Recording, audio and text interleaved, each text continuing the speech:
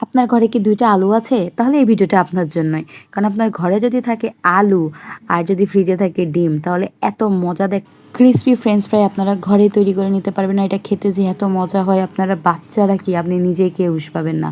আর এটা এত বেশি মজা ভিতর থেকে একদম নরম আলুর যে নরম ভাবটা থাকে আর উপর থেকে একদম ক্রিসপি। তো চলেন আপনাদেরকে সাথে নিয়ে বানিয়ে নিই এই রেসিপিটা। তার জন্য প্রথমে আমি এখানে 4টা আলু নিছি মিডিয়াম সাইজের, এগুলোকে এখন খুব সুন্দর করে ছিলে নিব। ছিলার পর এটাকে সুন্দর করে আমি ফ্রেঞ্চ ফ্রাই টাইপের যে কাট আছে সেই কাটটা দিয়ে নিব।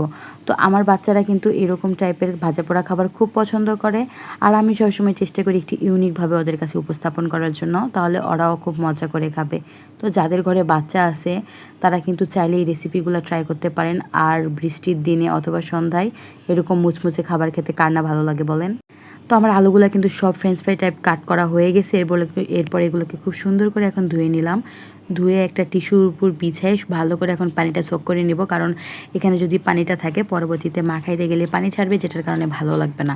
তো এটা এখন খুব সুন্দর করে আমি টিস্যু দিয়ে একদম মুছে পরিষ্কার করে একটা বাটিতে নিয়ে নিছি। এরপর এটার মধ্যে দিয়ে দেবো একটা ডিম। তারপরে দিয়ে দেবো এখানে মরিচের গুঁড়া, লবণ, হলুদের গুঁড়া, জিরার গুঁড়া, ধনিয়ার গুঁড়া, এক কথায় আমরা যেসব মশলার গুঁড়ো খাই সেই মশলার গুঁড়ো সবগুলাই এখানে দিয়ে দিব। আর সবগুলো কিন্তু অবশ্যই পরিমাণ মতো দিবেন। আমি এখানে পরিমাণটা বলে দিচ্ছি না, কারণ আপনারা যতটুকু আলু নেবেন সেই আন্দাজে দিয়ে নেবেন। এরপর এখানে আমি 2 টেবিল চামচের মতো কর্নফ্লাওয়ার অ্যাড করছিলাম। কর্নফ্লাওয়ার দিলে খুব সুন্দর মুচমুচে হয়। তারপরে আমি এখানে দিয়ে দিছিলাম হচ্ছে 2 টেবিল চামচের একটু বেশি টমেটো সস। তারপরে দিয়েছি এখানে হাফ কাপের একটু কম, মানে 1/3 কাপ ময়দা। দেওয়ার পরে এখানে কিন্তু আমি একটা ম্যাজিক মশলা ইউজ করছিলাম, ম্যাগি ম্যাজিক মশলা যেটা, সেটা অবশ্যই এটা দেওয়ার ট্রাই করবেন। এটা দিলে টেস্টটা অন্য লেভেলের হয়। এরপরে সবগুলা মশলা দিয়ে আলুটা খুব সুন্দর করে ম্যারিনেশন করে, যদি সম্ভব হয় এটা আধা ঘন্টা খানিক রাখবেন। তো আমার বাচ্চারা যেহেতু খাবে আমি আর রাখতে পারি নাই, সাথে সাথে ইনস্ট্যান্ট ভেজে নিছি। এরপরে আমি তো ফ্রাইং প্যানে বেশি করে তেল দিয়ে নিয়ে সেখানে এখন এগুলো এখন মচমচে করে ভেজে নিব। আর আপনারা যদি আমার মতো কিপটুস না হন তাহলে কিন্তু এটা কয়েকবারে ভেজে নেবেন, তাহলে আরও বেশি সুন্দর হবে।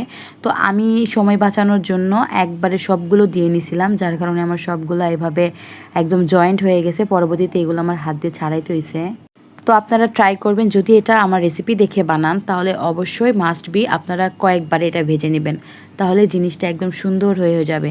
যেহেতু এটা ভাজতে অনেকটা সময় লাগে তার জন্য আমি কোনো রিস্ক না নিয়ে একবারে সবগুলো দিয়ে একদম দুপাশে মচমচে করে ভেজে নিছি। আর একদম লাস্ট মোমেন্টে আমার এইরকম হয়েছে ভাজা।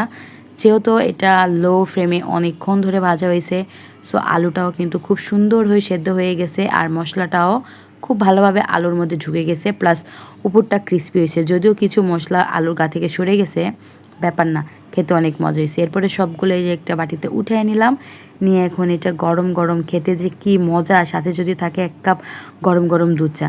সো এই রেসিপিটা আপনারা একবার হলো ট্রাই করবেন, আর ট্রাই করে কেমন লাগে অবশ্যই কমেন্টে জানাবেন। আর আমার জন্য সবাই দোয়া করবেন। ধন্যবাদ সবাইকে।